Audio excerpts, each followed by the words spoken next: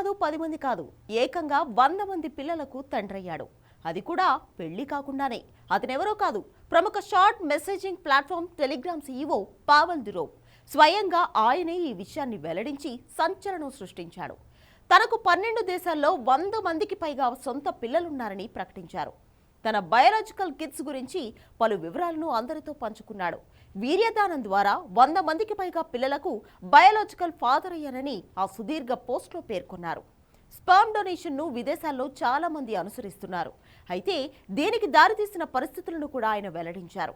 15 ఏళ్ల క్రితం తన స్నేహితుడు సంతానోత్పత్తి సమస్యతో పిల్లలు పుట్టలేదని, తమకు బిడ్డ పుట్టడానికి క్లినిక్లో తన వీర్యాన్ని దానం చేయాలని కోరాడని చెప్పారు. తను జోక్ చేస్తున్నాడేమో అనుకుని గట్టిగా నవ్వేశానని, కానీ అతడు సీరియస్ గానే ఆ రిక్వెస్ట్ చేశాడంటూ వెల్లడించారు.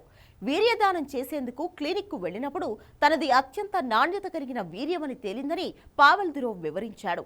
ఈ క్రమంలోనే తనకు పెద్ద సంఖ్యలో వీర్యదానం చేయాలన్న అభ్యర్థనలు వచ్చాయని, మొదట్లో ఇదంతా విచిత్రంగా అనిపించిందని గుర్తు చేసుకున్నారు.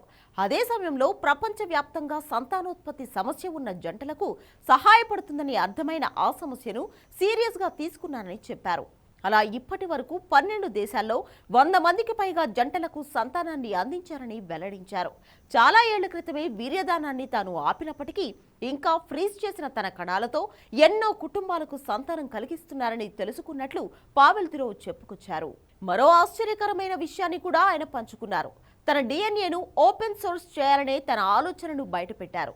తన పిల్లలు ఒకరినొకరు మరింత సులభంగా కనుగొనడానికి వీలుగా తన డిఎన్ఏను ఓపెన్ సోర్సింగ్ చేస్తానని పావెల్ దురోవ్ ప్రకటించారు.